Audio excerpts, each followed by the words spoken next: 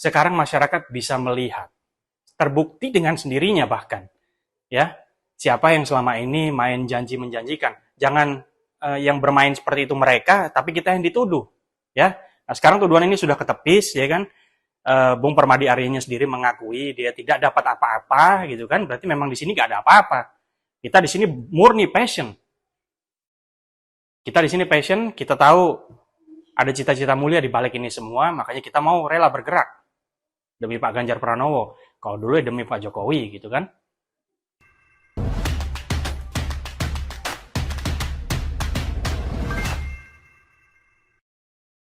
2019 kita mendukung Pak Prabowo sebagai presiden.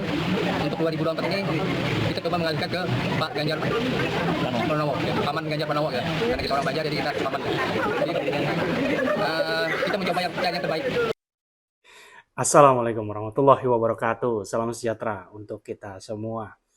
Nah, video tadi kalau kita perhatiin itu para pendukung Pak Prabowo yang hijrah, ya. Hijrah sekarang mendukung Pak Ganjar Pranowo. Entah apa alasannya, tapi kalau kita lihat momentumnya, kok nggak jauh ya setelah bocornya percakapan Permadi Arya yang ngajak relawan Jokowi lainnya untuk menyeberang dukung ke Pak Prabowo. Jangan-jangan ini efek sampingnya nih.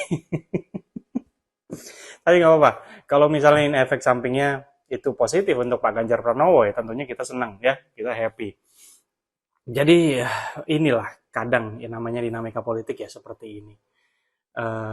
Pindah-pindahan dukungan, saling pindah, ya kan? Kemarin di sini, sekarang di sini, kemarin di situ, sekarang di sini. Ya itulah dinamikanya. Tapi teman-teman, dinamika ini harus saya akui sempat membuat saya bingung. Karena apa? Karena saya cukup kaget. Awal-awal itu kenapa kok banyak sekali relawan yang pro Pak Jokowi, bahkan relawan yang sudah lama yang dari 2014 sampai 2019 itu tiba-tiba mendukungnya Pak Prabowo gitu. Dengan alasan ya karena Pak Jokowi itu mendukung Pak Prabowo. Saya bingung dari mana, di mana kok saya nggak pernah lihat ya Pak Jokowi terang-terangan menyatakan dukungannya ke Pak Prabowo gitu. Saya yang ketinggalan informasi atau bagaimana gitu kan. Saya sempat bingung mikir seperti itu, saudara. Tapi lama-kelamaan saya lihat tambah banyak ini. Tambah banyak yang pindah. Ternyata sekarang mulailah satu persatu terkuak. Ternyata ini semua adalah ajakan. Gitu. Dan bocornya percakapan Permadi Arya kemarin itu, ternyata ujung-ujungnya adalah capek karena gak dapat apa-apa. Dan ujung-ujungnya ini artinya berarti ini urusan logistik. Nah, kalau kemarin percakapan itu nggak bocor, mungkin sampai sekarang mungkin saya masih sering bertanya-tanya ya kan. Ini kenapa bisa terjadi kebingungan, tidak satu suara lagi di golongan pendukungnya Pak Jokowi gitu. Padahal seharusnya kita ini yang mendukung Pak Jokowi, yang kita tangkap, yang kita tahu, ya kan, yang jelas Pak Jokowi itu mendukung Pak Ganjar Pranowo, ya kan, dari partai yang sama. Dan Pak Ganjar juga sudah diberitahu, Pak Jokowi juga sudah banyak memberikan kode-kode bahwa yang harus kita dukung penerusnya beliau adalah Pak Ganjar Pranowo itu sendiri. Nah, tapi tidak masalah, karena apa? Saya senang lagi bahwa percakapan yang bocor itu tadi sekaligus menepis beberapa tuduhan terhadap pendukung ataupun relawannya Pak Jokowi itu sendiri. Karena begini, selama ini kan kita dituduh mendukung Pak Jokowi itu mendapatkan sesuatu. Kalau tidak mendapatkan jabatan, mungkin mendapatkan sejumlah uang atau nilai tambah lain mungkin yang kita nggak bisa bahas di sini. Itu tuduhan-tuduhan itu yang melayang kepada kita. Padahal kalau kita lihat dari percakapannya Bung Permadi Arya itu sendiri, dia sendiri bilang saya capek belain, ya kan, nggak dapat apa-apa. Dia sendiri, ya, yang hitungannya dia itu sebetulnya aktivis ya, dia tuh aktivis. Dia sering sekali muncul di media nasional pada saat kontestasi pilpres ataupun pilkada muncul, ya kan. Dia yang paling sering muncul tuh. Dia saja mengakui kalau dia itu nggak dapat apa-apa. Kalau sekarang dia nyebrang, itu berarti kan dia logikanya dia akan pindah ke tempat yang ada apa-apanya. Di sini nggak ada apa-apa, ya kan? Jadi udahlah saya capek di sini nggak ada apa-apa. Berarti logikanya kan dia pindah ke tempat yang ada apa-apanya. Nah ini jadi tuduhan-tuduhan ini ketepis semua dengan bocornya percakapan ini. Ya sudah pasti kalau dia pindah ke sana nggak ada apa-apa juga ngapain pindah, logikanya kan seperti itu. Nah berarti selama ini itu kan memang kita selama ini sudah bilang yang logistiknya kuat kan bukan di pihak kita, yang logistiknya kuat kan pihak sana. Tapi kenapa dibilang kita yang nyewa buzzer, kita yang gelontorin uang untuk urusan seperti ini, ya kan? Kita yang dituduh kita terima bayaran, ya kan? Padahal dari 2014, 2019, jelas-jelas Pak Jokowi itu bukan capres yang menang di dalam urusan logistik. 2024 pun nanti Pak Ganjar juga bukan capres yang paling kuat logistiknya. Sementara kerjaan seperti buzzer dan lain sebagainya, ini kan uang semua ini. Kalau logistik kita nggak cukup, mana bisa kita hire orang-orang ini.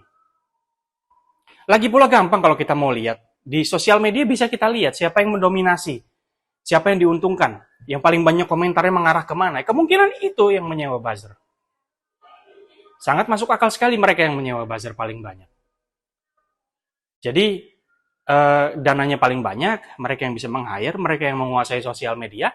Kalau sekelas relawan yang tidak dibayar, yang benar-benar kita ini mendukung karena kita tahu ini orang baik.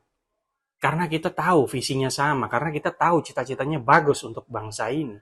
Ya kan? Pastilah kita tidak sebanyak mereka. Kalau diadu di sosial media. Ya kan? Karena apa? Ujung-ujungnya yang menentukan itu nanti votingnya, pemilihannya. Ya kan? Banyak dari kita yang silent voter. Kita mengamati, oke, kita mengamati dinamikanya, oh sepertinya ini baik, ini kurang ini gini, sepertinya ini pilihan terbaik. Diam-diam aja, nggak ikut meramaikan jagat dunia maya, ya kan? Tiba-tiba dia memilih saja, itu silent voter. Nah, beda cerita sama yang relawan-relawan ini tadi. Relawan itu, kalau benar-benar rela mengorbankan waktu, tenaga, dan pikirannya untuk sebuah cita-cita, misalnya untuk 2024 kali ini kita mencita-citakan Pak Ganjar sebagai penerus pembangunan Pak Jokowi, ya kan?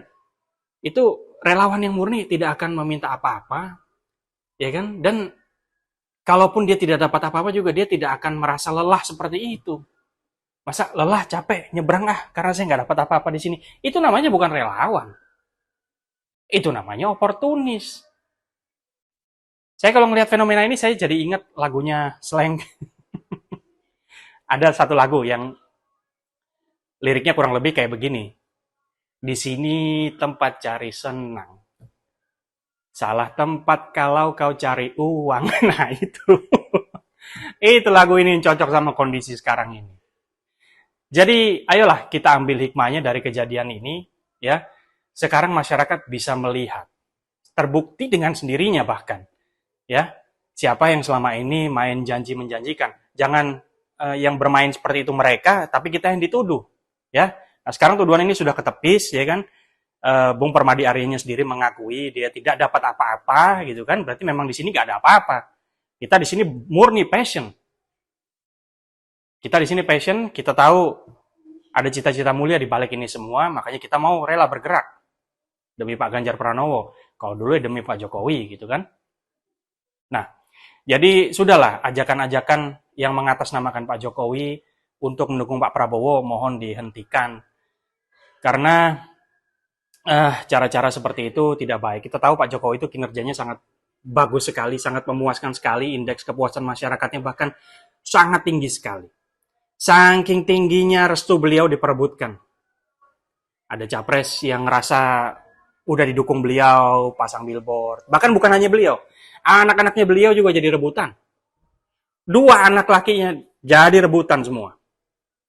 Yang satu dicomot fotonya mas, pasang billboard sana sini tanpa izin.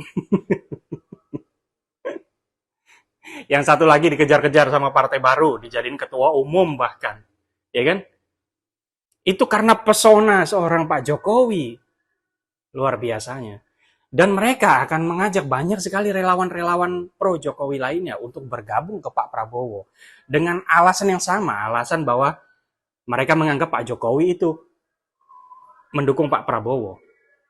Bahkan saya punya teman lama yang tiba-tiba waktu itu nge-message saya ya, mengirim pesan kepada saya di sosial media yang ikut menyatakan hal serupa. Dia bilang katanya Pak Jokowi itu mendukung Pak Prabowo. Artinya ini informasi yang tidak terkonfirmasi ya kan, yang kita nggak tahu dari mana, tiba-tiba menjadi obrolan di publik, seakan-akan hal itu benar terjadi. Gitu. Tapi saya yakin dengan kejadian bocornya percakapan kemarin itu, pasti akan banyak sekali relawan Pak Jokowi yang sudah diajak bergabung untuk mendukung Pak Prabowo, akan mulai sadar bahwa ini sebenarnya bukan urusan Pak Jokowi memberikan dukungan ke Pak Prabowo, tapi memang menyeberang karena urusan logistik. Baik, saya rasa itu saja. Terima kasih. Sampai jumpa.